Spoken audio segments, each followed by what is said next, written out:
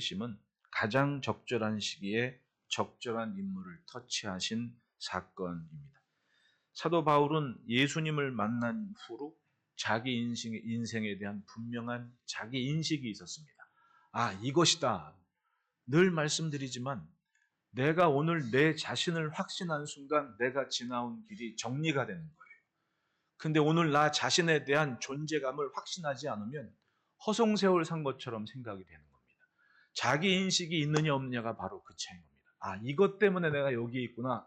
라는 믿음이 있으면 지나온 세월의 만남과 관계와 사건들이 다 이유가 되는 거예요.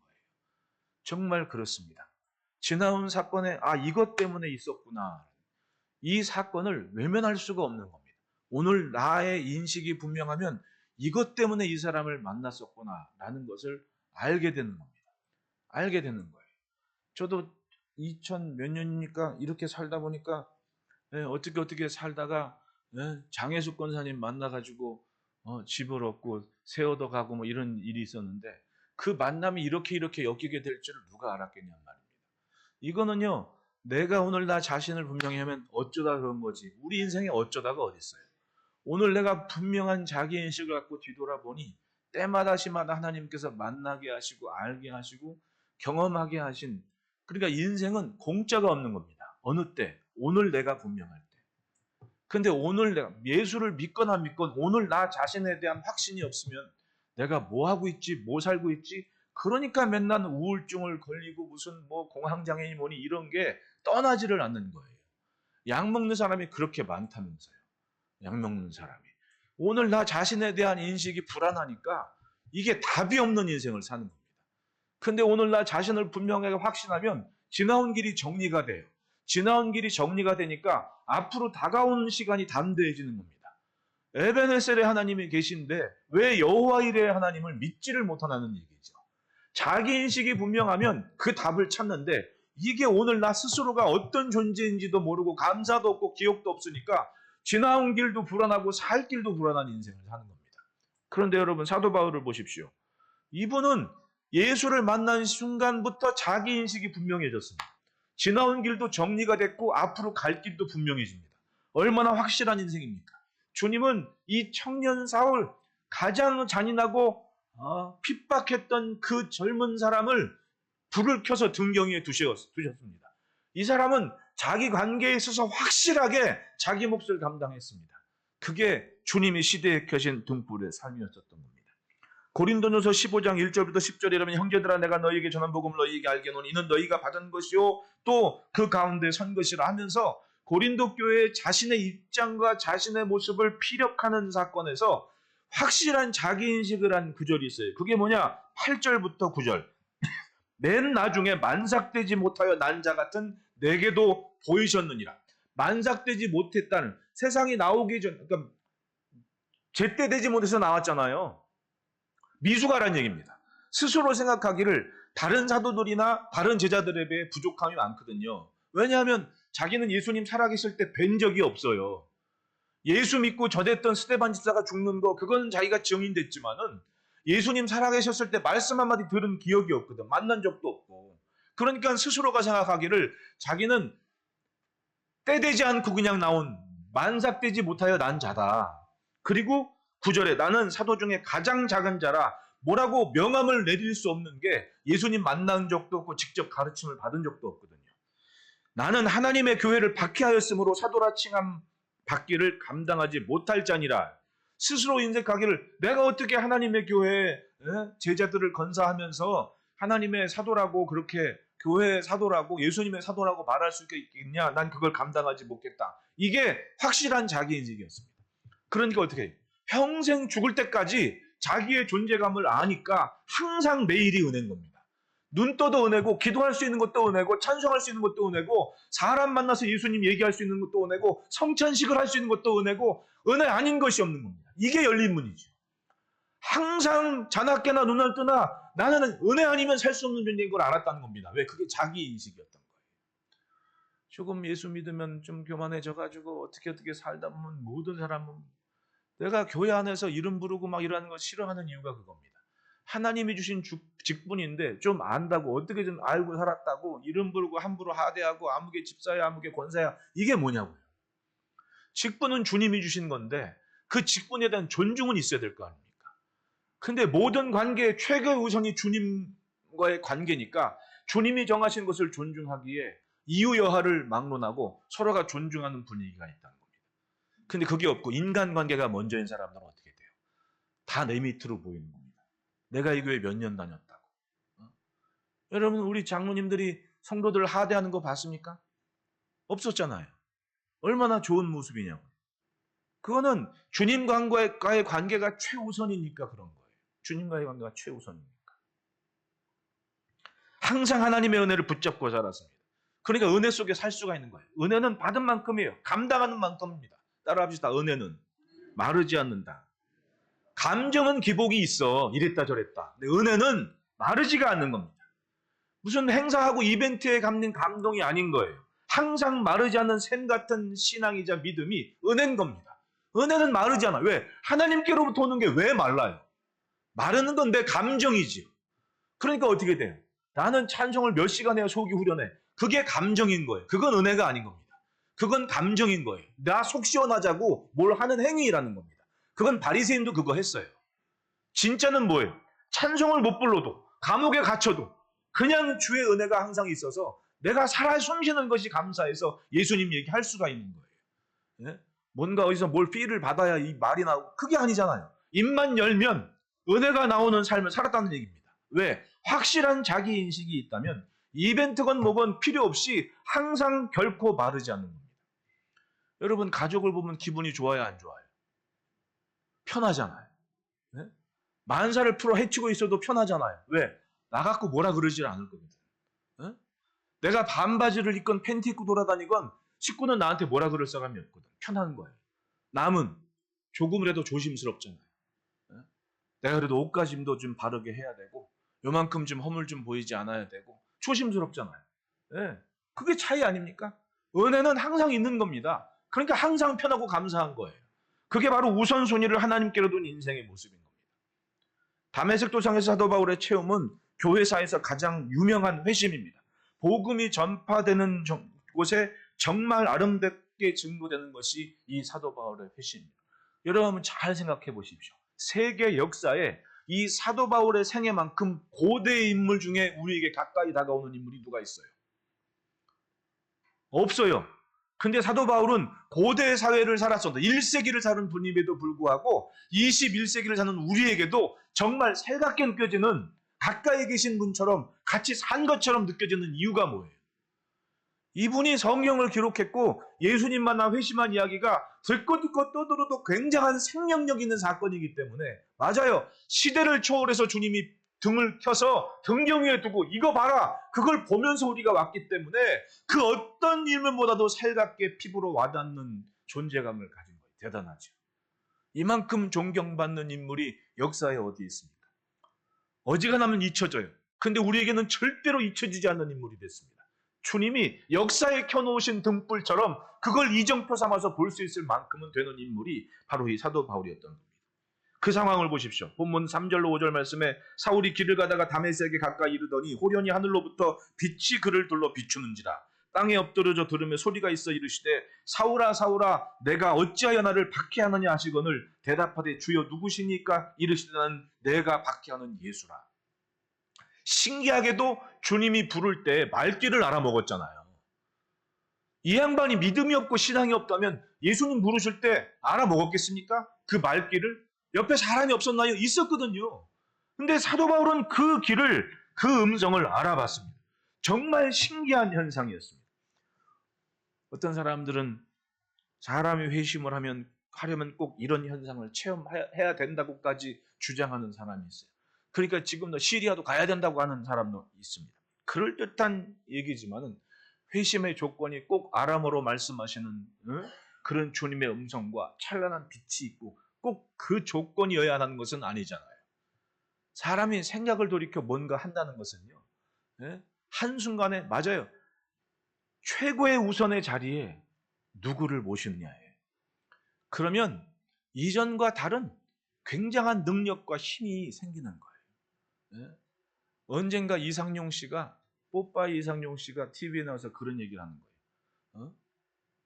그냥 여자와 엄마의 차이를 얘기하는 거예요.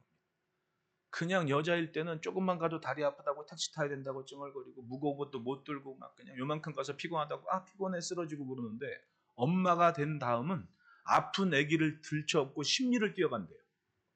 예? 엄마가 된 다음에는 어떤 굳은 일이 있어도, 내가 예전에 제 난생 처음 공항 비행기 타고 갔을 때가 34살인가 아마 그랬어요. 저 네덜란드의 그 암스테르담에 스키폴 국제공항을 딱 갔는데, 야, 그 동네 엄마들은 기골이 장대하더라고. 근데 애 넷을 건사하고 트렁크 3개를 발로 차면서 가더라고. 이렇게. 하나 업고 하나는 들쳐업고 하나는 손잡고 큰애는 옆에 걸으라고 그러고, 트렁크 짐이 많으니까 애기들이 짐도 있고 그러니까 트렁크를 발로 뻥뻥 차면서 공항을 가는데, 그 모습, 야, 저게 엄마구나. 어지간한 처녀들이 그렇게 하겠냐고. 근데 엄마가 되니까 그걸 해. 왜? 가치관이 달라졌어요. 내가 엄마고 내가 얘 애. 그러니까 그 책임감과 우선순위가 딱 정립이 되니까 이전에 미약했고 연약했던 그런 여인의 모습이 아닌 거예요. 난 엄마다. 그 존재감이 확실하게 뭔가 차이가 나는 액션이 있게 했거든요. 신앙도 마찬가지입니다. 항상 주님이 최고일 때 우리는 어떻게 결정하고 무엇을 위해 삽니까? 그것 때문에 모든 것이 정리가 되는 거예요. 우선순위가 분명하면. 예배가 있구나. 이게 교회구나. 그러면 관계가 넣은 그게 다 정리가 되는 겁니다. 이 성전이 주님의 몸이고 주님께, 여기가 바로 땅에 있는 하늘나라다는 믿음이 있으면 말이나 삶이 그 우선순위에 맞게 사라지는 거 아닙니까? 그래서 은혜로운 거고, 그래서 교회를 가면 신나는 것이고, 그래서 교회 가서 자리에 앉아서 기도하면 눈물이 주룩주룩 날 수 있는 게 우선순위가 분명해서 그런 거예요. 그러니까 현상보다 중요한 것은 주님을 만난 인생에 깨닫게 된 주님께서 인정하신 가치와 목적인 거예요. 내가 너를 이것 때문에 불렀다. 그렇게 사람들한테 손가락질을 받을까 봐 두려워서 남들 다 없는 시간에 몰래 우물에 물 들어온 사마리아 여인 보십시오. 그 소외된 인생이 예수님을 만나서 확실한 자기의 존재감을 얻었잖아요. 그러니까 마을로 뛰어들어가서 내가 메시아를 만났노라고 전도하고 다닙니다. 남들 없는 시간에 물 들어온 사람이 예수님 만난 다음에 이 존재감이 확실히 달라진 겁니다. 이게 예배고 이것이 메시아구나, 그분이 오셨구나. 그리고 열심히 전도하러 다닌 거예요. 대단하지 않습니까? 그러니까 색안경 끼고 사람 보면 안 되는 거예요. 저도 나와 같이 주의 부르심을 받았구나라는 믿음이 있을 때 함께 가는 관계가 되는 거지, 선입견 가지고 사람 보다가 이 사람은 이래, 이 사람은 이래, 그러다가 인간관계가 세상 말로 쫑나는 거예요. 그러면 저 밖에는 침묵게만도 못한 거 아닙니까? 예? 그런데 주님과의 관계에서 생각하니 저 여인이 어떠한 여인이었건 뭐건 그 말을 다 받아들이잖아요. 그러니까 사마리아 성에 예수님, 하나님의 복음이 전파되는 은혜가 있었던 겁니다. 어느 때는 가만히 보면 주님은 용서했는데 사람이 용서를 안 해. 이게 문제 아니에요? 만약 그랬다면 사마리아 성 같은 역사가 있었을까요? 절대로 그런 역사는 없는 겁니다. 베드로를 보십시오. 어부가 예수님 만나 사도의 삶을 살았습니다. 만남을 통해 변화된 가치 아닙니까? 베드로가 예수님 만났을 때 불이 번쩍하고 이런 거 아니에요. 가만히 자기 일상이었는데 예수님 말 들으니까 고개가 더 잡혔네? 얼마나 자연스러워요. 이거 내 경험은 아닌데 예수님 말대로 하니까 고개가 더 잡혔네? 자기가 하던 일상에서 뭔가 다름을 깨달았습니다. 저 주님이 보통이 아니시구나. 네? 보통이 아니시구나. 생각하고 모든 거 벌두고 예수님을 쫓았는데 주님이 말씀하시는 게 기가 찼습니다. 나를 따라라. 내가 이제 너를 사람을 낚는 어부를 만들겠다.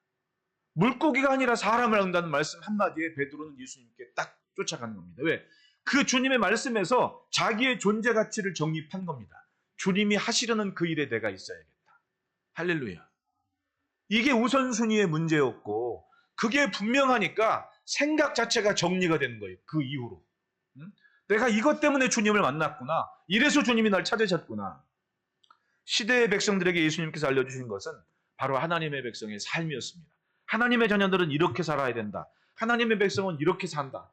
그러니까 그 갈릴리 산자락에서 말씀하시는 게 그거 아니에요. 심령이 강한 자는 복이 있나니 천국이 저희 것임이라. 애통하는 자는 복이 있나니, 눈물을 흘린 자는 복이 있나니, 의를 위해 핍박받는 자는 복이 있나니, 천국 백성의 삶을 쭉 나열하니까 가만히 말씀을 듣고 있던 자기들이 바로 그런 거예요. 자기들의 입장이 자기들의 삶인 거예요. 얼마나 감사합니까? 다 이룬 줄 알았는데 메시아를 만난 삶이 된 겁니다. 바로 그들이 1세기 교회를 이루어가는 주축이 됐던 거예요. 예루살렘에도 그렇고 자기들이 살던 저 시돈에서 온 사람들도 마찬가지고. 그렇게 예수님 만난 사람들의 얘기가 얼마나 아름답습니까? 그들이 새로운 삶의 시작이었고 새로운 세상과의 만남인 거예요. 네? 땅에 있는 하늘나라의 모습을 보이는 모습이 바로 우리들 모습인 거예요. 네? 옆에 사람 2초만 쳐다봅시다. 천사 같지 않은 사람 손들어봐. 다 천사 같잖아. 왠지 아십니까? 땅에 있는 하늘나라니까 그런 거예요. 땅에 있는 하늘나라니까. 천국을 가져온 사람들. 그만큼은 살아낼 용기는 가져야 될 거 아닙니까? 내 말하는 것, 내 사는 모습이 그만큼은 보여야 될 거 아닙니까? 이것이 사도 바울이 보이셨던 정체성의 문제였던 겁니다. 예수님께서 사울을 찾아 불을 켜신 장면이 본문입니다. 그 후로는 그는 이방을 향해 비추는 등불이 됐습니다. 주님께서 켜놓으신 그 자리에서 예수님께서 십자가에 죽으셨고 부활하셨습니다. 주후 34년경에 젊은 사울이 예수님의 모습을 보게 된 겁니다. 고대 사회에서 젊다 하는 말을 벗어나려면 최하 40은 넘어야 됐어요. 그러니까 예전에 명절에 주말의 명화에 사울이라는 영화 보신 분 계십니까? 그 영화를 제가 잊지를 못하는 게 사울이란 그 역할하는 사람이 나왔는데 뭘 입고 나왔냐면 다른 사람들은 다 흰색 옷 이런 것만 그런 거 입고 다니는데 이 사울이라는 청년은 좀 있는 집 자제야. 그래서 검정색 두건의 검정색 옷을 쫙 입고 있었어요. 여러분 지금 전 세계에서 검정색 도료를 제일 잘 뽑는 나라가 어딘지 아세요? 네? 광장시장이요. 전 세계에서 검정색 도료로 만든 옷감을 제일 잘 뽑는 나라가 우리나라예요. 그래서 사우디 왕족이나 이런 사람들이 검정색 이런 옷을 어디서 하냐면 우리나라 와서 그 옷감을 띄어간대. 몰랐지요? 신문에 다 나오는 얘기입니다. 신문에 다 나오는 얘기야. 그러니까 우리나라도 검정색이 한 톤이 아니야. 보면 여러 색인데 진짜로 검정색을 잘 입는 사람 보면 멋져. 이뻐 옷태가. 근데 1세기 당시에 그 시대에서 옷감은 뭐 도련이 이런 거 못하는 시대 아니에요. 그냥 옷 이렇게 천 뽑아가지고 양털 쫄아가지고 누르두둑한 옷이야. 흰색도 아니야 사실은. 양털 뽑아서 만든 양털 혹은 염소털 이런 거 만드는 옷이기 때문에 지금 양털이 무슨 영화에서처럼 하얀 게 아니야. 그림에서 보는 것처럼 하얗지 않아요. 양털은 거의 회색빛이에요. 근데 그걸로 옷 짜가지고 천을짜리 옷을 만들었으니 흰 옷이 어딨어. 다 누리뚝뚝하고 회색 비슷한 옷들이지. 근데 그 시대에 깜장색 도료를 쫙 입혀가지고 깜장색 옷을 쫙 입고 있어. 부자야 아니야? 엄청 부자예요 이 양반이. 정리가 되죠? 재밌다니까요 성경은 생각하면서 읽으면. 그러니까 이 사람이 예수님 스데반 집사 죽이는데 딱 등장 말 타고 놓냐 해가지고 내가 증인하겠다고. 얼마나 무섭게 생겼어요. 난 영화 참 잊혀지지도 않는 장면이야. 근데 그게 본문의 그 장면, 그 사울이 예수님을 만났어. 그때 그 인물도 나이가 어지간한 그 사회, 그러니까 청년들 위치인데 그 시대의 청년이면 한 30대, 30대 중반 뭐 이 정도 되는 나이인 거예요. 젊다라는 그 시대를 벗어나려면 이젠 수염도 좀 이렇게 좀 덥수룩하게 나가지고 흰 수염도 좀 있고 이래야 젊다는 걸 벗어나. 그러면 젊다라는 표현은 사도 바울의 당시의 나이가 34, 35, 그 정도의 나이였을 거란 겁니다. 그러면 얼핏 예수님하고도 나이 차이가 그렇게 많이 안 나. 예수님이 33살에 십자가를 지셨다. 그러면 예수님과 사도 바울 차이가 기껏 3, 4년 차이거든. 비슷한 시기에 같이 살았다는 얘기입니다. 그러니까 예수님보다 조금 나이 어린 정도. 그런데 성경을 읽다 보면 사도 바울이 건강이 좋지 않아서 결혼도 못한 건지 안 한 건지 그런 구절들이 곳곳에 나와요. 고린도전서 7장 8절에 내가 결혼하지 아니한 자들과 과부들에게 이르노니 나와 같이 그냥 지내는 것이 좋으니라. 혼자 사는 게 낫다는 얘기예요. 네. 그런 얘기를 한 거예요. 고린도전서 9장 5절에는 우리가 다른 사도들과 교회 형제들과 게바와 같이 믿음의 자매된 아내를 데리고 다닐 권리가 없겠느냐. 나도 그럴 수 있는데, 그럼 이 편으로 보면 베드로 사도는 전도를 다닐 때 또 누구를 데려갔다는 거예요? 부인을 꼭 데리고 다니면서, 그러니까 전해지는 이 얘기에 따르면 십자가형으로 죽을 때 부인도 곁에서 같이 순교했다는 기록이 남겨져 있기도 해요. 갈라디아서에 보면 더 정확하게 나와요. 갈라디아서 4장 13절로 15절에 내가 처음에 육체의 약함으로 말미암아 너희에게 복음 전한 것을 너희가 아는 바라. 육체의 약함, 뭔가 몸에 문제가 있고 아픔이 있는 상황이 갈라디아 교회 교인들을 만나게 된 상황이었다는 거죠. 그리고 14절에 너희를 시험하는 것이 내 육체에 있으되 이것을 너희가 업신여기지도 아니하며 버리지도 아니하고 오직 나를 하나님의 천사와 같이 또는 그리스도 예수와 같이 영접하였도다. 사람들이 볼 때 부실하면 마음도 안 가고 처음 뭐 몇 개월은 괜찮겠지 하지만은 이게 오래되면 친구도 없어지고 관계도 깨지는 거예요. 근데 사도 바울이 그런 모습이 있다니까요. 너희를 시험하는 것이 내 육체에 있으되. 저 비실비실. 그러니까 옛날 어른들이 후배 목사들한테 그런 얘기하는 게 있어요. 건강을 잘 지켜라. 에? 설교는 적당히 좀 못해도 구박하는 사람 없다. 근데 몸이 아프면 석 달을 못 간다. 그러니까 건강해라. 어? 그 누구의 탤런트 영화배우 그 이미숙 씨가 그 사람이 그러더라고요. 자기도 벌만큼 벌었고 47년 연기 생활에 자기 재산이 한 10억 좀 넘는데 근데 사람들이 자기를 가난하게 본대. 얼마를 도대체 벌어야 되냐고 그런 얘기를 해요. 그러니까 옆에 있는 사람 누군가가 뭐 100억은 가져야 부자 소리 듣는다고. 그럼 내 몸이 100억이요 그러다. 나는 이 나이 되도록 뭐 약 먹는 것도 없고 아픈 것도 없고 건강하고 지금도 나가서 뭐 할 수 있고 내 몸이 100억이요 그러더라고. 그 말이 이해가 간 거예요. 나이가 들다 보면 자기 몸이 재산인 걸 알게 될 때가 있는 거예요. 여러분 아프지 마시고 싱싱하시기를 바랍니다. 내가 성전에 올라 예배할 수 있는 일이 그치지 않도록 건강하시기를 바랍니다. 그건 기도 제목이어야 돼요. 지금부터 기도. 통장에 얼마 쌓아놓을까 걱정하지 말고 일단 기도부터 하십시오. 기도부터 하면 삶이 깔끔해질 수가 있는 거예요. 그게 없으니까 괜히 오지도 않은 세월 걱정하고 불안하고 그렇게 살지. 옛날 믿음으로 살았던 인생들 모습 보십시오. 그 가진 게 그렇게 대단한 게 아닌 거예요. 한간에 몸져 누우면 있는 재산 다 까먹고 자식들한테까지 짐 주고 가는 사람 많아. 네? 어떤 양반은 18년 동안 병원에 누워 계신 분 계셔. 무섭죠? 18년을 병원에 누워 계시는 거야. 그러면 그 집 자식들도 대단한 거지. 네? 대단한 겁니다. 네? 그게 뭐냐고. 그러니까 기도하라는 얘기예요. 기도. 쌓아놓은 재산 그거 한순간에 추풍낙엽처럼 날아갈 수 있습니다. 어느 때 병원에 누워 있으면. 얼마나 불쌍해요. 그럴 바에 오늘 기도하면서 천국 갈 시간까지 깔끔하게 멋지게 사는 게 우리 모습이라면 얼마나 자식들에게도 본인 되고 유익합니까? 야, 우리 엄마는 죽을 때까지 할렐루야 하고 가셨어. 우리 아빠는 찬송하면서 천국 가셨어. 이게 얼마나 대단한 모습이냐고요. 에? 내가 참 지금 나이가 되니까 친구들이나 동기들 만나보면 어른들 뭐 천국 환송 예배 드린 얘기를 해. 그러면 다 뭘 얘기해요? 몇 개월 있다 가셨어? 몇 개월 있다 가셨어? 그 말은 뭐예요? 몇 개월 있다가 몇 개월 동안 자식들이 병수발했다는 거예요. 병수발하신 거. 심지어 예수 안 믿는 애들은 그런 얘기를 해요. 있는 거 다 까먹고 가셨어. 그게 뭐냐고요? 나 없는 시간에 자식들이 그런 얘기하고 있으면 내가 만약에 들으면 속상하지 않겠냐고. 그러니까 여러분 세상 거 의지하면서 있네 없네 불안하네 그런 얘기하지 말고 차라리 기도부터 하시기를 바라요. 하나님 내일은 내가 오늘보다 건강할 겁니다. 내일은 내가 오늘보다 건강할 겁니다. 이 멋진 기도를 하면서 자기 지나온 길을 살피고 앞으로 살아갈 길을 기대해야죠. 믿으면 믿을수록 기대감이 커지고 천국이 보여야 되는데 믿으면 믿을수록 오늘에 사로잡혀가지고 내일이 불안한 인생이 되면 은혜가 있는 겁니까? 아니면 감정으로 예수를 믿는 겁니까? 감정은 반드시 실패해요. 그러나 감동은 가면 갈수록 천국이 보이는 삶을 사는 거예요. 사도 바울은 그렇게 아픔이 있고 고통이 있고 근데 성도들 마음이 그러잖아요.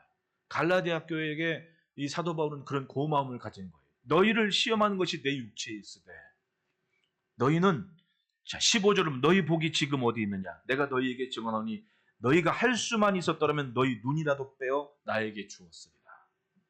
막 이때 당시에는 항생제 이런 게 없었잖아요. 그러니까 눈에도 기생충이 있대요, 여러분. 기생충이 잘못해서 눈을 하면 안구가 망가지고 막 그런 게 있대. 그 안질이 생기고 막 그렇다는데, 지금은 이제 근대화되면서 뭐 항생제도 많이 생기고 필요한 요소에 항생제를 많이 먹어서 병이 빨리 낫잖아요. 근데 고대 사회는 그런 게 없었을 거 아니에요. 그래서 사도 바울이 그런 안질이나 간질이나 이런 문제가 있었다는 얘기예요. 그러면 교인들이, 갈라디아 교인들이 얼마나, 사도 바울도 그걸 기억하잖아요. 그러니까 너희가 나를 위해 눈이라도 빼주려고 그랬던 거 내가 알아. 이렇게 편지하는 거예요. 그만큼 건강도 부실했다는 거예요. 언젠가 하고 팬데믹 오기 전에 제가 기침 엄청 했잖아요. 설교를 못할 만큼 설교 시간에 한 말 한마디 하고 기침하고 말 한마디 하고 기침하고 그런 적이 있었는데, 나도 왜 그런지 몰라요. 병원에 가서 폐를 찍어봐라 어쩌고저쩌고 하는데, 어쨌든 근데 지금은 안 해요. 그때 막 얼마나 웃긴지 아세요? 저 집사님 한 분이 저거 갖다 놔야 된다고 저 공기청정기 갖다 놓고, 어떤 권사님은 제습기라고 제습기 갖다 놓고, 사무실에 저 일남전도에 제습 사무실에 갖다 놓고 별거 다 해가지고 어떻게 하든 저 양반 기침은 먹게 해야 될 거 아니냐, 막 권사님들 막 기침 한 번 하면 전화와 막 주일날 저녁에 어떠시냐고 폐를 끼친 거지 제가. 근데 지금은 어지간하면 기침이 안 나더라고. 감사하죠. 이게 기도의 응답이에요. 여러분들 기도의 응답 덩어리가 여기에 있다니까요. 나를 딱 볼 때마다 하나님이 응답하셨고 그래도 된다고. 네. 그 사도 바울은 갈라디아 교인들을 볼 때 그런 마음이 드는 거야. 이 양반들이 나를 위해 눈까지 빼주려고 그랬어. 그만큼 건강도 부실했고 어떤 모습에서건 좀 볼품이 없는 모습이 사도 바울의 모습이었거든요. 그런데 2세기 초에 소아시아, 지금의 터키, 튀르키예 그 지역에서 한 성에서 사도 바울이 방문했을 때에 사도 바울의 가르침을 받고 전하는 복음을 듣고 예수를 믿은 테클라라는 여인을 기록한 문서가 발견되는데, 그 문서에서 그 테클라라는 여인이 사도 바울에 대해 묘사를 한 것이 키도 작고 안짱다리에 얼굴과 야윈 얼굴과 메부리 코를 가졌다라고 표현해요. 그러니까 이런 묘사를 보면 사도 바울이 멋진 인물이 아니었어요. 영화에는 뭐 키도 늘씬하고 막 얼굴도 막 핸섬하게 생겼고 막 딱 깜장색 도료를 쫙 입은 옷으로 휘감아 돌고 말 타고 딱 멋있게, 그것도 흰말을 타고 가더라고. 얼마나 멋있게 표현했습니까? 근데 실질적으로 문서에 나온 사도의 바울은 안짱다리 자체가 일단 키가 클 수가 없는 조건이잖아요. 네? 얼굴은 야위였고, 그리고 막 안질해, 간질해, 온갖 질병은 다 갖고 있는 유약한 모습인데, 이런 사람이 예수를 만난 겁니다. 그런데 이분이 성격도 또 대찼던 분이에요. 어지간하면 그냥 참지를 못해. 그러니까 뭐 이렇게 막 다정스럽고 뭐하고 뭐든지 막 품을 수 있을 것 같은 그런 분은 아니었어. 얼마나 날카로웠는지. 바나바하고 같이 전도하러 갔잖아요. 근데 전도할 때 바나바가 자기 생질 조카 마가를 데리고 갔거든요. 근데 마가가 귀한 집 도령이어가지고 험한 꼴을 못 봐. 그러니까 가다가 지금 저 키프로스 산맥이라고 그러잖아요.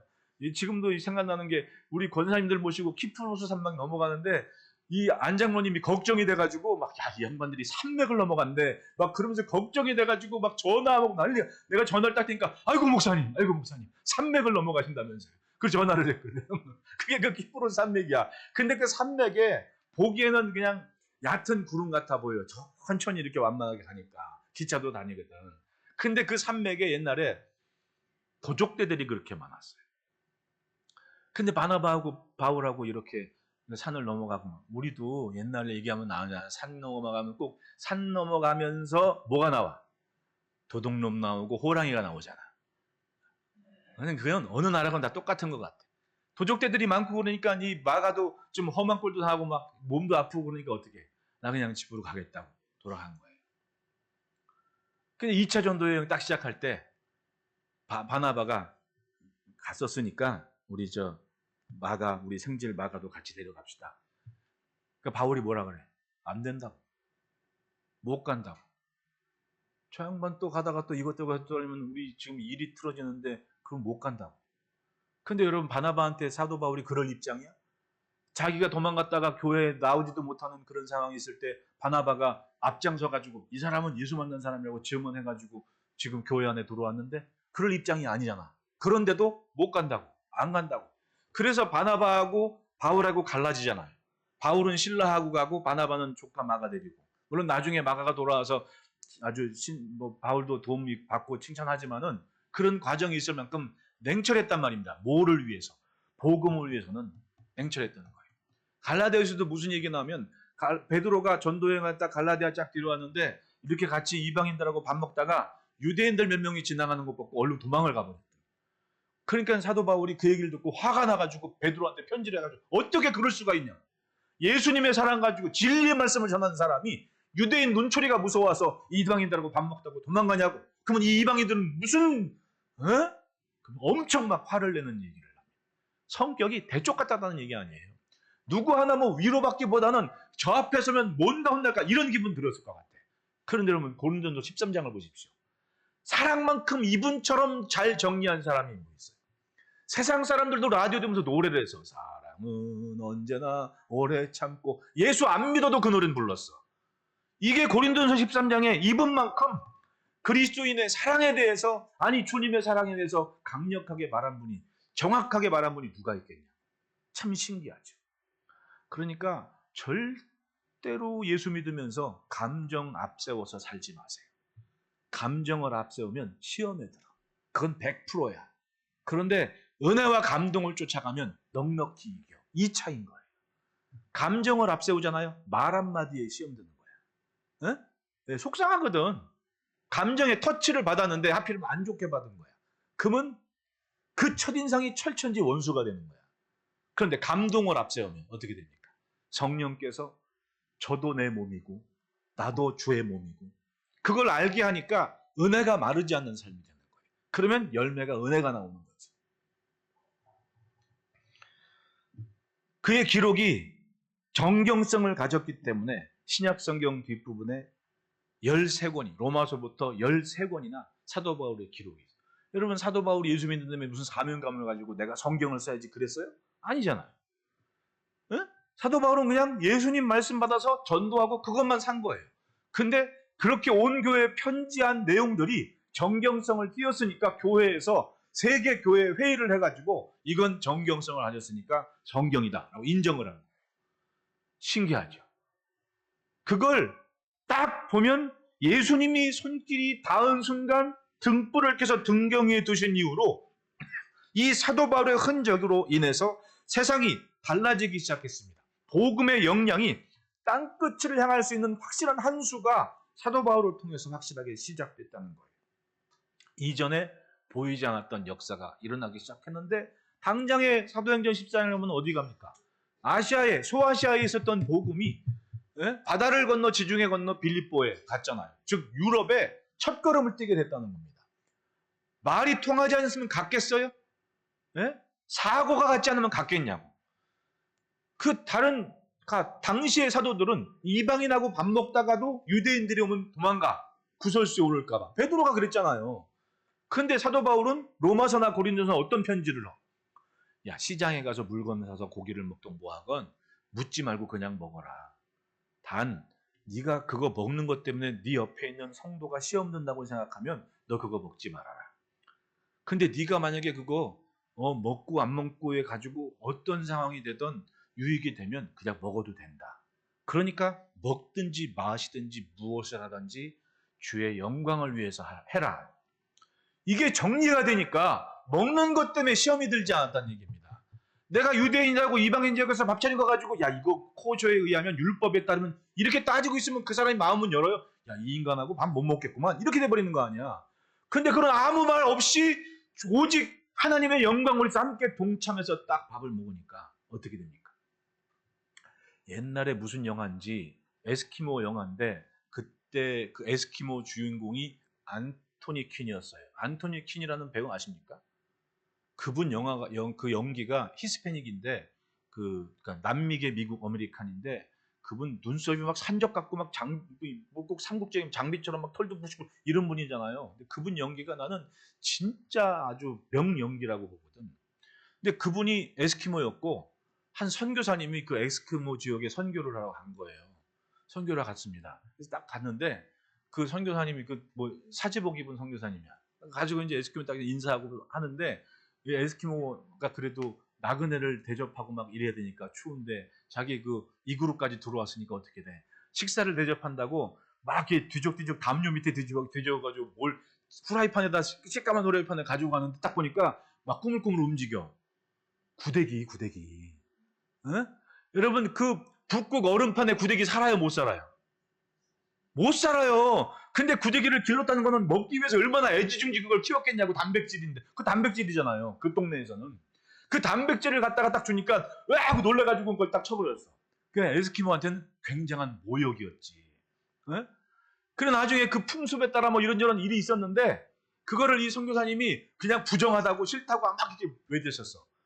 근데 그 사람들의 에스키모의 그 지적 수준이나 생활 수준이 이런 유럽에 있는 사람들 수준을 생각하면 안 되잖아요. 그 에스키모였던 안소니키는 그 모욕감에 자기 집에 찾아온 선교사를 어떻게 했는지 아십니까? 칼 들고 죽여. 이게 이방인 지역과 유대인과의 풍습 차이였다면 사도 바울의 논리가 얼마나 명쾌합니까? 오직 복음을 위해 주의 영광을 위해서 먹든지 마시든지 묻지 말고 그거 해야 돼 라는 그런 매뉴얼을 정해준 거예요. 이거 죄송하지만 사도 베드로의 입에서는 절대로 안 나올 거야. 왜? 이방인하고 밥 먹다 도망갔거든. 유대인들 볼까 봐. 그런 양반이 어떻게 그런 말을 하냐고.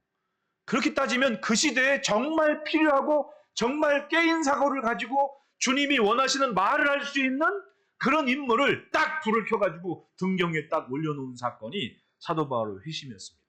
그래서 말씀한 거죠. 사도 바울이 사울이었던 때의 모습은 13절에 아나니아가 대답하되 주여 이 사람에 대하여 내가 여러 사람에게 듣사온즉 그가 예루살렘에서 주의 성도에게 적지 않은 해를 끼쳤다 하더니 여기서도 주의 이름 부르는 모든 사람을 결박할 권한을 가지고 왔다라는 얘기를, 이게 선입견이었던 거 아닙니까? 근데 예수님이 딱 한 말씀 말해요. 15절 다 같이 읽어봅시다. 시작. 주께서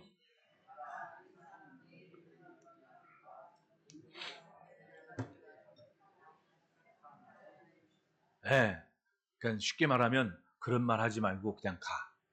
그 사람은 내가 이방을 위해 택한 그릇이야. 기도하는 사람이니까 말귀를 알아먹잖아. 그러니까 그리고 간 게 아나니아. 당시의 이미지는, 첫 이미지는 대단히 악랄한 핍박자였고 유대 땅을 벗어나 이방 나라 지역까지 예수 믿는 사람을 잡겠다고 소문이 아주 살기등등해서 온다고 소문이 쫙 나 있는 인물이었습니다. 그런데 내 이름을 이방인과 임금들과 이스라엘 자손들에게 전하기 위해 택한 나의 그릇이다. 이방인과 임금들과, 따지고 보면 제자들 중에 다른 나라 임금 만날 수 있을 만한 신분이 된 사람 누가 있어? 어부들이 만나주지도 않아요. 사또 만나기도 힘들어. 근데 사도 바울은 말귀도 통하고 학문도 통하고, 그러니까 임금들도 껌뻑할 만큼의 호감이 가는 인물이었다는 얘기 아닙니까? 그래서 사도행전을 보면 사도 바울이 편지를 쓰거나 만난 관계를 가진 사람이 여러 나오는데 대단한 사람이 나와요. 벨리스 총독이 사도행전 24장에 나오죠. 그 다음에 보르기오 베스도 총독이 사도행전 24장에 또 나와. 그러면 이 사람이, 이분이 가는 곳곳에 어지간한 로마의 총독들을 다 만났다 안 만났다? 대단하잖아요. 관계가 일단 달라지잖아요. 누구 만나고 다니는지 관계성이 일단 달라지잖아요. 게다가 헤롯 아그리파 2세까지도 편지를 오갈 만큼의 위치는 됐던 인물. 그리고 로마의 네로 황제에게도 편지를 씁니다. 왜? 로마의 시민권자니까. 따지고 보면 어른들 말처럼 이렇게 막 어저께 막 길거리 이런 존재감이 아니야. 이분은 가는 곳마다 총독이고 뭐건 다 대화하고 말귀 통할 만큼은 그런 등불을 딱 켜신 거예요. 대단하죠. 마치 사탄의 머리를 치는 것과 같이 복음의 위력을 시대의 권세자들에게 전할 수 있었습니다. 여러분, 자녀들을 많이 축복하십시오. 그 축복의 열매가 성전에서 주님과의 관계에서 꽃핀다는 것을 가르치십시오. 그 교육이 내가 100만 마디의 기도를 너를 위해 하면 뭐하겠냐. 네가 기도의 응답을 받을 자리에 있어야 되고 네가 그 기도의 응답을 받을 그릇이 있어야 되는데 그 그릇은 그릇만큼은 내가 만들어 줄 수가 없다. 그 그릇은 네가 만들어야 된다. 그게 예배고 그게 기도고 그게 하나님을 향한 삶.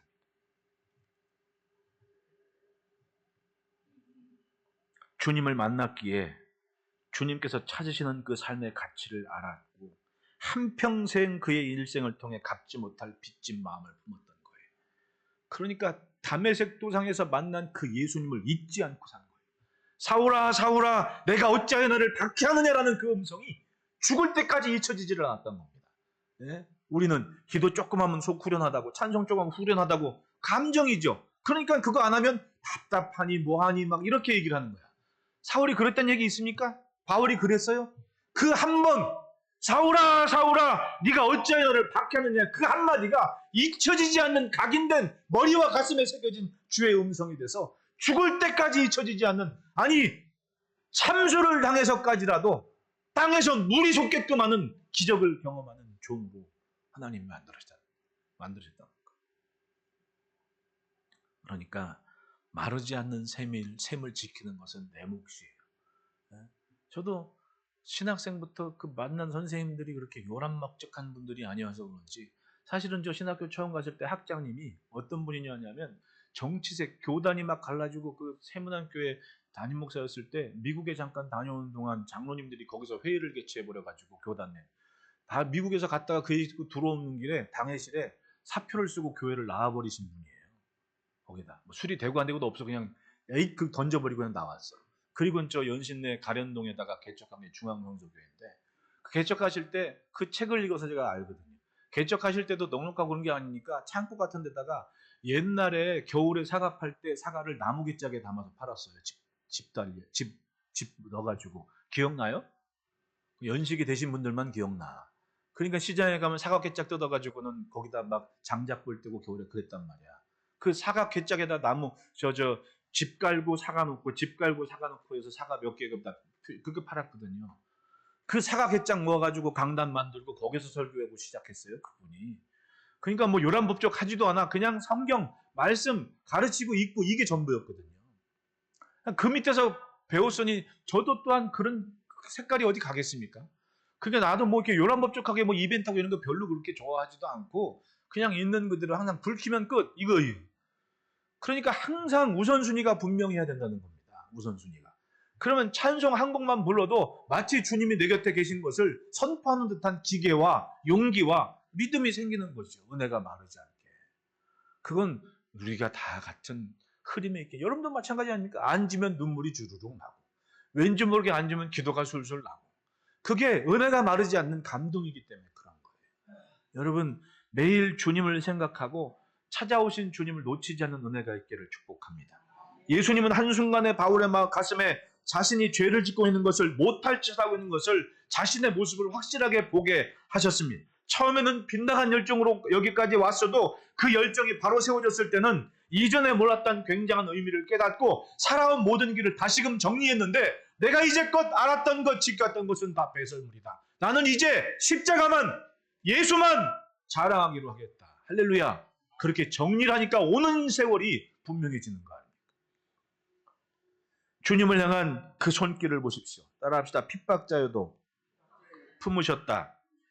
1절에 사울이 주의 제자들에 대해 여전히 위협과 살기가 등등하여라고, 위협과 살기가 등등한 인물이었다는 겁니다. 그의 생각에 예루살렘에 벌어진 소란과 일련의 일들이 다 예수 믿는 사람들 때문이었던 거예요. 유대인적 사고에 의하면 자기의 가르침을 받은, 사도행전 26장 5절에 일찍부터 날아갔으니 그들이 증언하려면 내가 우리 종교의 가장 엄한 팔을 따라 바리새인의 생활을 하였다. 바리새인이었거든요. 그러니까 예수 전한 얘기들이 얼마나 이단들입니까? 열정을 가지고 그들을 박해하겠다고 내설 만큼 살기와 위세, 기세가 등등해서 이건 옳고 그른 것의 문제가 아니라 유대교의 정체성의 혼란을 가져왔기 때문에 아무리 보기 좋아도 무조건 잘못된 것이라고 몰아세울 수 있었던 그런 가치관이었다는 겁니다. 왜? 공회가 결정을 했거든요. 그리스도인들은 이제 이단이다. 스데반 집사가 죽는 것도 보았습니다. 사도행전 8장 3절에는 사울이 교회를 잔멸할세라고 해요. 이제 예수 믿는 사람들을 본격적으로 잡아들이는 일을 사울이 해줬다는 얘기입니다. 그런데 예수님은 어떤 모습 봤어요? 사람들은, 아니 예수 믿는 사람들도 그런 모습만 봤어요. 이제껏. 그러니까 기도하는 아나니아도 못마땅한 거야. 그런 사람에게 왜 기도를 해야 되죠? 왜 안수를 해야 되죠? 그렇게 질문할 만큼. 그런데 예수님은 어떤 모습 봤냐면 유대의 언어와 그 시대의 모든 문화에 정통했던 엄격한 바리새. 왜? 출신이 다소 사람, 소아시아 사람이었습니다. 아버지가 소아시아 비단 장사였어요. 그러니까 깜장색 도료로 치장한 옷을 쫙 입고 있었던 이유도 아버지가 비단 장사였고 천 장사하니까 그걸 잘 알아. 천에 대해서. 그러니까 옷감이나 이런 거에 대해서 정통한 사람이었던 거예요. 사울이라는 사람이. 자기 집안일이었으니까. 거기서 살면서 헬라나 그리스나 로마의 문화를 익숙히 익었기 때문에 뭘 알아. 그러니까 아는 사람이 있는 것과 없는 것이 다르잖아요. 아는 사람. 경험한 것이 있는 것과 없는 것이 다르듯이.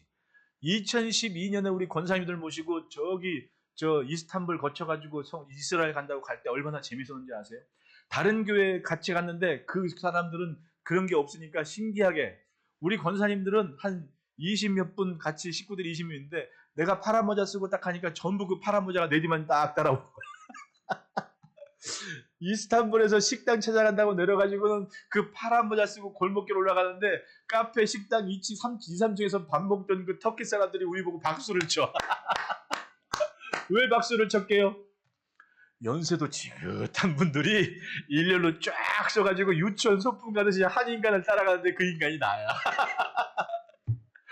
재밌잖아요. 우리 권사님들 생각에는 그래도 이 목사는 여기저기 다녀면서 길을 알고 뭐 하니까 저 사람 뒤만 따라가. 그러니까 뒤졸졸 따라. 아니 공항에 옆에 쇼핑할 거 뭐 아이스크림 가게 그렇게 많어. 한눈 팔아도 돼. 근데도 내 뒤만 졸졸 따라오셔가지고 공항에서도 얼마나 웃음을 줬는지 그 생각이 지금도 나네요. 경험이 있는 사람이 있는 것하고 없는 것이 다르다는 얘기입니다. 근데 그 시대에 세계에 대해서 뭔가 말할 수 있을 만한 경험이 누구에게 있었어요? 사울이라는 사람이 있었어요. 예수님은 그거를 본 겁니다. 다소에서 성장이기 때문에 헬라의 철학이나 로마의 문화나 언어나 이방 문화에 익숙합니다. 그러니까 예수를 믿은 이후에 자신의 지식을 가지고 이걸 판단을 할 수 있는 겁니다. 분별을 할 수 있던 거예요. 뭐가 옳고 무엇이 그른지 혹은 뭐가 가하고 뭐가 불가한지 이걸 판단하니까 복음의 유익을 위해서는 기준을 세울 수 있는 그런 식견이 사울에게 있는 것을 본 겁니다. 그리고 로마의 시민이라는 독특한 특권, 모든 로마의 시민은 황제, 시저에게, 가이사에게 재판받을 수 있는 건데 그것 때문에 로마까지 갔잖아요. 로마까지 가는 길이 다 전도하는 길이었잖아요. 그리고 직업을 갖고 있었습니다. 사도행전 18장 3절에 생업이 같았으므로 함께 살며 이르라니 그 생업은 천막을 만드는 것이라. 사도 바울은 목회자라기보다 선교사였잖아요. 자기 직업을 가졌다는 거예요. 우리 그 권사님들이 그 성지답사 터키 갔을 때도 왜 그렇게 다른 팀에 비해 대우를 많이 받았냐 하면 그 여행사 사장이 선교사였기 때문에 그런 거예요. 선교사니까 이문을 많이 안 남겨. 그리고 오는 분들한테 최대한 많은 그런 유익을 줘야 되기 때문에 다른 여행사들은 밥 먹으러 가면 식당 주인들이 싫어했어요. 왜? 맨날 후불이었으니까. 맨날 막 몇 달 뒤에 주고 막 안 주기도 하고 그러니까 다른 여행객들은 가도 자리도 좋은데도 안 줘. 막 저 구석쟁이. 우리는 꼭 뷔페 가면 음식 있는 싱싱한 채소 있는 옆에 꼭 우리 자리 있었잖아. 다 이유가 있는 거예요. 사장이 선교사였어. 그러니까 그거 하면서 식당 종업원들이나 사람들한테 잘해. 더 주라고. 우리도 권사님들 가면 막 팁도 막 주고 그랬잖아. 다 잘하거든. 그 가면 나는 무조건 현찰을 세서 줘. 현찰에서 봉투에 딱 넣어가지고 딱 주면 식당 사장이 와가지고 그 가이드가 식당 딱 현찰 딱 주니까 가면 다 좋아하는 거야. 우리 팀이 가면. 그 회사 사람들이 가면. 아 어디서 왔냐고. 그래 여기라고. 그 이유가 다 그런 거야. 선교사거든. 이 선교사는 자기 사업하지만 자기가 만나는 사람들한테 예수님 얘기할 때 거부감이 없을 만큼은 뭔가 행세를 해야 될 거 아니야. 이게 돈이었어. 그러니까 돈을 어떻게 쓰느냐에 따라 다른 거야. 사업하는 사람이. 그러니까 이 사람은 아쉬움 없이 그냥 돈 현찰로 빡빡 주니까 관계된 사람들이 조 사장 멋진 사람. 그러니까 오면 환영해주고 뭘 얘기해도 가고. 그러다 자연스럽게 예수님 얘기 딱 했을 때 그래 내가 당신 봐서 내가 그 모임에 한번 갈게. 이런 말 들을 수 있을 만큼. 그런데 사업한다고 맨날 돈 나중에 주고 안 주고 땡겨먹고 누가 그 사람 다니는 교회 가겠냐고. 그러면 보면 사도 바울이 생업을 갖고 같은 일 하면서 했다는 얘기는 같이 사업을 하면서도 같이 일하면서도 뭔가 유익된 일을 하는 거야. 나 일이 많으니까 이거 당신 좀 해. 이럴 수 있는 거 아닙니까? 혹은 내가 일 모자랄 때 야, 나 이런 일 하니까 이거 당신 가져서 당신 벌이해. 이러는 거예요. 제가 이렇게 저렇게 하면서 우리가 직접적으로 간접적으로 만나서 관계하는 분들이 제가 보내는 사람들한테 그렇게 많이 받지도 않고 일은 더 잘해. 많이 받는 걸. 왜냐하면 그동안 적어도 한 30년 동안 거래하면서 나를 알고 그 사람이 내가 보낸 사람도 알고. 요 고개 너머에 가면 썬팅하는 아저씨 있거든요. 요 동네 사러 맨날 가면. 그럼 목사님 차 바뀌었네요. 그럼 또 조만간에 오시겠네요. 뭐 이런 말 할 만큼은 돼. 근데 그 양반이 원래 내가 알았던 사장은 그 막 코가 빨개 얼마나 술을 좋아하는지. 근데 그 사장은 저 미국 간 조현우 집사가 소개해서 알게 됐는데 내가 그 사장한테 교회 목사님들 많이 소개해 줬거든. 그러면 뭐 봉고차 하나 막 자동차 썬팅 하려면은 그래도 50만 원, 60만 원 줘야 돼. 근데 내가 소개해서 내 말 듣고 가면 26만 원에 했어, 내 친구가. 그러니까 어떤 친구는 22만 원에 되고, 그러니까 돈의 문제가 아니야, 이 사람은. 관계의 문제지. 근데 이 사람이 자기 그 일 많으니까 막 소개를 해줘. 목사님 이번에는 저 형한테 가서 하세요. 아니면 누구분, 목사님 이번에는 저분한테 가세요. 그래서 내가 저 아저씨를 알게 된 거거든. 근데 이 양반도 착해. 가만히 보면 착한 사람 옆엔 착한 사람이 있더라고. 착한 사람이 못된 사람 만나잖아요. 그럼 못된 사람 떨어져. 같이 오래 안 가. 근데 이 사람들은 가만히 보면 30년을 줘도 같이 호용호제 하면서 내가 심심할 때 교회 출근할 때 어찌어찌 해가지고 저 집사님들이 뭐 커피 쿠폰 주잖아요. 그럼 일부러 저 드라이브 스루 해가지고 사가지고 지나면서 이거 마셔. 그러고 딱 주고 오거든요. 그러니까 내가 누구 보내면 잘해주잖아. 어? 남들한테만 한 4, 50만 원 받을 거 한 20 몇만 원에 끝내기도 하고 막 그래 그 사람들은. 이건 돈의 문제가 아니죠. 이런 얘기 하지. 내가 가만히 보면 그 관계성이라는 게 가만히 보면 참 우습기도 하지만 중요하더라고. 근데 그렇게 일하는 거 보십시오. 나 일감 많으니까. 저한테 그래 그 꼭 빨간 양반이. 그 양반은 그 썬팅해가지고 빌딩 산 양반이거든. 도봉역 근처에 빌딩 있는 사람이야. 젊은데. 근데 그 친구가 그러거든요. 목사님, 제가 지금 일이 많은데 저 형이 좀 놀고 있어요. 절로 좀 가실래요? 그래요. 그 양반만. 그래서 알게 돼. 이 사람들 착해. 막 블랙박스. 아마 누구지? 저 현정이 할아버지 또 차 처음 장안평에서 스타렉 사왔을 때 내가 거기 소개해가지고 블랙박스 달고 그러셨거든. 잘 소개해줘, 잘해주고. 근데 이 사람 하는 거 보니까 참 보기가 좋아. 일이 그러니까 쉽게 말하면 알잖아, 자기들끼리. 이거 저 양반 놀고 있구나. 그러니까 일을 더 보내. 자기는 고정 고객들이 있으니까 더 보내. 그 사람도 벌이 있게 하려고. 그래서 또 다른 관계가 돼. 또 만나주고. 그러니까 그 가게나 이 가게나 목사님들 많이 왔습니다. 심지어 연천에서도 오고 천안에서도 와서 하고 갔다니까. 그거 날품이 더 드는 것 같아. 근데 와. 굳이 와. 왜? 내가 소개했다고. 또 그 양반은 또 그렇게 왔으니까 또 다른 사람도 또 은근히 잘해. 그러니까 관계가, 여러분, 사람이 어떻게 살다가 30년, 20년 아는 게 쉬운 거 아니거든요. 그건 그만큼 서로 간에 존중이 있었다는 얘기 아닙니까? 내가 그거 보니까 사도 바울의 모습이 이해가 되는 거야. 생업이 같다. 생업 같은 양반이 같이 일하는 게, 같이 가는 게 쉬워요? 둘이 경쟁 상대인데. 그러니까 가만히 보면 일감이 있거나 무리거나, 자기가 뭐 복음 전하러 밤중에 가야 되면 그 일 나눠줘서 이거 나 맡은 건데 이거 너 해. 충분히 생각해 쓰는 모습 아닙니까? 이런 걸 인문학이라고 얘기를 해. 사람이 사는 모습을 연구하고 찾아내보니까 충분히 가능한 얘기. 열정과 지도력이 있었던 겁니다. 예수님은 그걸 보셨고 그리고 그 사울에게 찾아가신 겁니다. 4절에 땅에 엎드려 들으며 소리가 있으되 사울아 사울아 내가 어찌 나를 박해하느냐 하신 것을 나타내셨고 만나주셨고 말씀하셔서 깨닫게 하시고 알게 하신 겁니다. 그 순간에도 여전히 박해자였지만 그 상태 그대로 주님은 품어주신 겁니다. 박해하러 시리아 다메섹으로 가고 있는데 주님은 그대로 품으셨습니다. 조건 없이 그를 품으셔서 말씀하셨습니다. 그리고 사울은 말씀하신 주님 음성을 그대로 믿었습니다. 내가 핍박자고 박해자인 건 맞는데 주님이 만나주셨으니 나 이제 그렇게 살겠다. 확실한 자기 인식을 하고 돌아봐서 다메섹에 도착할 때는 박해자가 아니라 전도자가 돼서 그곳에 있었다. 때로 인생은 과감한 기대를 갖고 살아야 돼. 어떤 기대? 주님 안에서 주님이 내게 주실 것을 기대하라는 거예요. 아프면 치료하기 위해. 내가 그러지는. 하나님 기적이 있거들랑 기적을 행하셨으니 기왕이면 지금 기적을 주십시오. 기적은 지금 필요합니다. 모든 사람이 휴머노이드니 무슨 AI니 쫓아가지고 몰입돼서 그거에 막 사정없이 갈고 있을 때 주님 기도 한 번에 뭔가 변화가 있는 기적을 지금 주십시오. 나 새벽마다 기도하거든. 여러분 안 그렇게 생각하십니까? 내가 기도하면서도 못 믿어. 왜? 경험 때문에. 그런데 지금은 확실하게 기대하는 그 믿음이 필요합니다. 때로 우리는 애들만도 못할 때가 있습니다.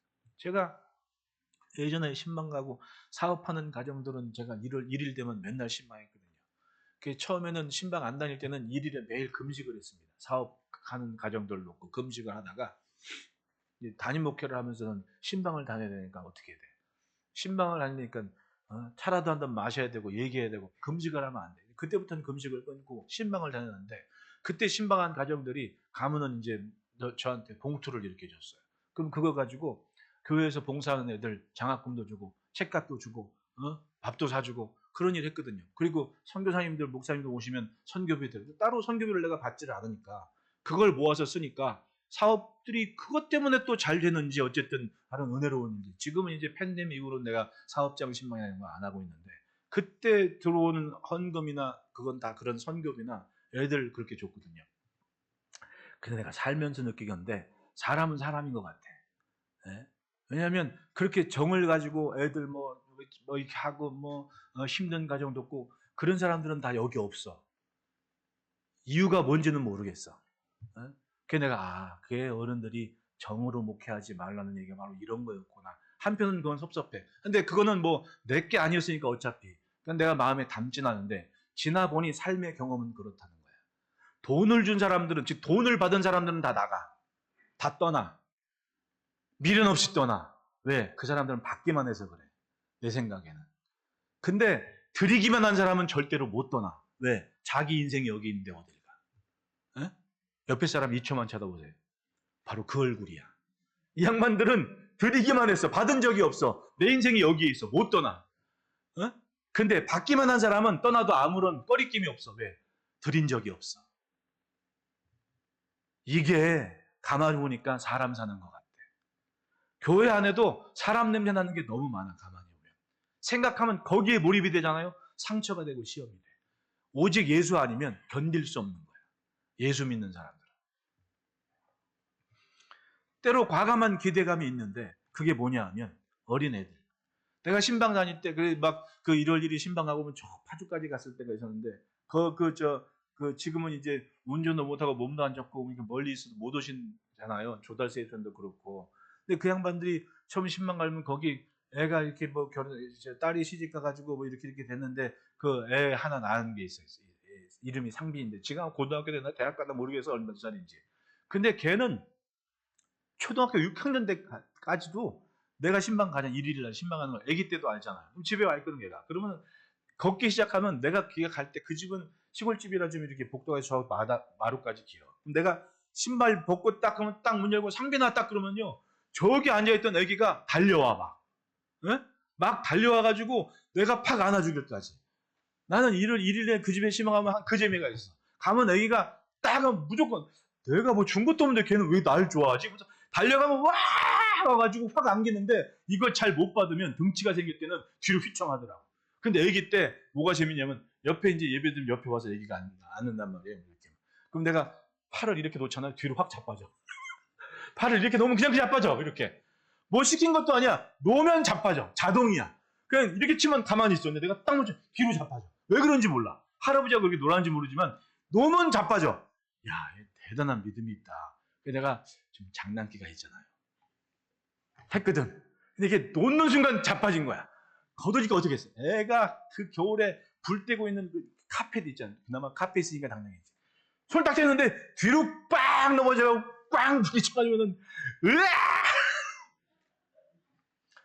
내가 좀 짓궂어요. 그래가지고 애기를 보면 가끔 장난칠 때가 있어. 우리 아들도 지금은 30이 넘었지만 애기 때 이렇게 애가 지금 집중력이 좋아가지고 꼬마니 걷기 시작한 다음에 애가 엉덩이를 기저귀 찬 엉덩이를 들고 바닥에 손가락을 넣어가지고 뭘 이렇게 막 하고 있는데 내가 뒤에 있으니까 엉덩이가 이만한 게 보이잖아요. 발로 뻥 찼거든.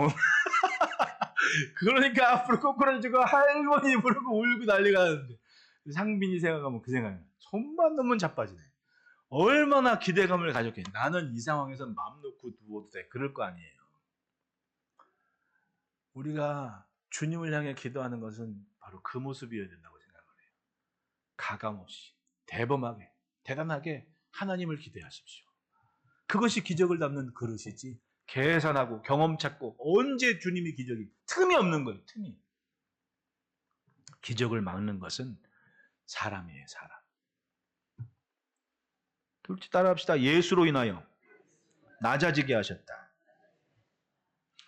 예수님 만난 다음에 8절 보십시오. 사울이 땅에서 일어나 눈은 떴으나 아무것도 보지 못하고 사람의 손에 끌려 다메섹으로 돌아가서 사흘 동안 보지도 못하고 먹지도 마시도 아니하니라. 예수님을 만났습니다. 기적을 경험했죠. 잘 돼야 되는데 웬걸? 눈도 못 보고 사람들이 도와주지 않으면 걸을 수도 없는 핍박자가 완전히 세상 말로 쪼다가 돼가지고는 다메섹으로 들어간 거예요. 유대교에 거스리는 그리스도인을 잡겠다고 무려 한 240km를 걸어서 다메섹으로 갔던 인물입니다. 그런데 그 박해자의 행진을 예수님은 사명자의 행진으로 바꿔주셨습니다. 콧대 높은 바리새인이 꺾어져서 예수를 전하는 전도자가 되게 만들었습니다. 스데반 집사가 죽는 순간까지 천사의 얼굴로 외친 부활하신 예수님의 모습을 정말 본 겁니다. 저분이구나. 저분이구나. 사울아 사울아 어찌하여 내가 나를 박해하느냐. 그분이구나. 나는 네가 핍박하는 예수다라는 분명한 음성을 듣고 깨달은 겁니다. 8절에 읽었듯이 사람의 손에 이끌려 눈은 떴으나 보지를 못했다. 위풍당당한 박해자가 세상 불쌍한 처지가 됐습니다. 그가 할 수 있는 유일한 것은 11절 보십시오. 주께서 이르시되 일어나 집가라는 거리로 가서 유다의 집에서 다소 사람 사울이라 하는 사람을 찾으라. 그가 기도하는 중이니라. 눈은 떴으나 보지 못하고 사흘을 먹지도 마시지 못한 그 사울이 할 수 있는 게 뭐였어요? 따라합시다. 기도밖에 할 게 없더라. 할 수 있는 게 기도밖에 없어서 거기서 기도하고 있었습니다. 그러니까 아나니아한테 내가 그 사람 어떻게 알아요? 야 가봐. 가보면 그 사람이 집가라 하는 거리 유다 집에서 지금 기도하고 있어. 하나님은 때로 사명을 위해 기도할 수밖에 없는 연약함에 남겨두실 때가 있습니다. 기도밖에 할 것이 없는 때가 있다니까요. 그때가 바로 내가 새롭게 거듭날 시간이고 사명을 발견할 시간이고 주님이 등불을 켜시는 순간입니다. 갈라디아서 1장 15절 16절에 그러나 내 어머니의 태로 나를 특정하시고 그의 은혜로 나를 부르시니까 정리가 됐습니다. 자기 자신을 인식했더니 어머니의 태로부터 나를 특정하시고 은혜로 나를 부르셨다. 그의 아들을 이방에 전하기 위해서 그를 내 속에 나타내기를 기뻐하셨을 때에 예수님이 나를 만나주신 것은 주님의 기뻐하시는 일이었고 목적을 가진 만남이었다. 그걸 기도하며 말씀을 쫓아가며 삶을 감당하며 깨닫게 됐다는 겁니다. 낮아진 인생의 기도는 분명히 아름답습니다. 따라합시다. 기도하는 인생이 아름답다. 낮아진 인생이 심령을 품고 기도함으로 인해서 세상이 달라지게 됐다는 거예요. 여러분, 가장 연약함에 처한 겸손의 그릇이 주님의 승리를 담는 그릇임을 축원합니다. 마지막으로 또 합시다. 고난도 감사가 되게 하신다. 16절에 그가 내 이름을 위하여 얼마나 고난을 받아야 할 것을 내가 그에게 보이리라 하시니. 예수를 믿는 순간 뭐가 시작된 거예요? 고난이 시작된 겁니다. 고난이.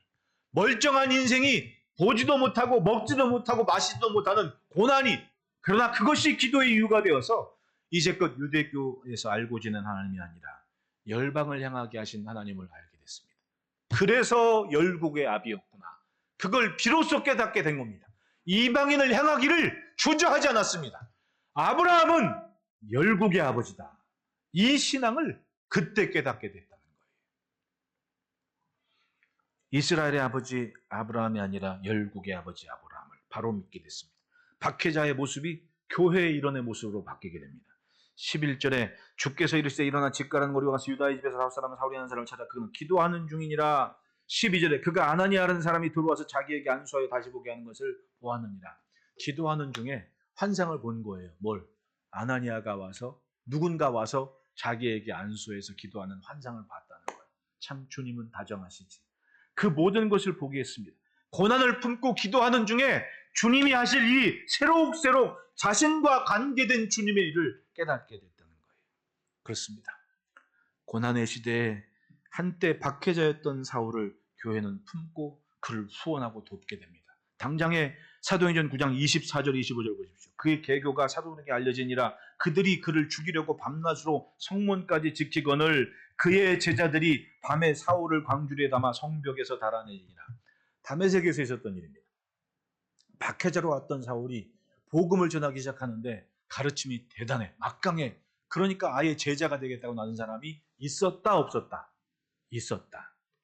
놀랍잖아요. 그 잠깐 아나니아가 기도해서 눈 뜬 그 사울이 예수를 전하고 말씀을 전하는데 기가 막혀. 그러니까 모두가 다 어떤 이들이 그 사울을 찾아가서 자기가 제자가 되겠노라. 왜? 가장 엄격한 유대인의 가르침을 받은 유대 문화에 정통한 사람인데 그 사람이 예수님을 얘기하고 있어. 그러니까 회당에서 가르쳤으니 어지간한 사람들은 안 믿을 수가 없지 않습니까? 제자가 돼서 유대인들이 죽이려 할 때 그걸 알려주는 거예요.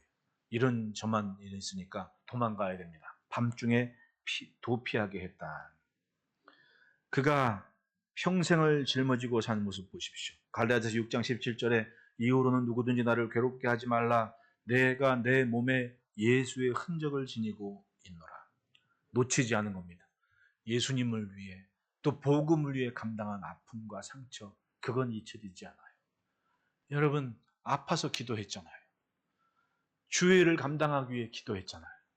그건 흔적인 거예요. 감당한 만큼은 알아요. 그건 흔적이 됐고 주님이 아시고 내가 아는 그 아픔이 되는 거예요. 그게 흔적이 됐다는 겁니다. 주의 비전을 품고 만난 인생의 고난은 영광이 됐습니다. 사도행전 9장 19절 20절에도 음식을 먹으며 강권하여지니라. 사울이 다메섹에 있는 제들과 함께 며칠 있을 새 즉시로 각 회당에서 예수가 하나님의 아들이심을 전파하니, 더 이상 박해자가 아니라 예수가 하나님의 아들이심을 전파하는 주님의 도구가 됐습니다.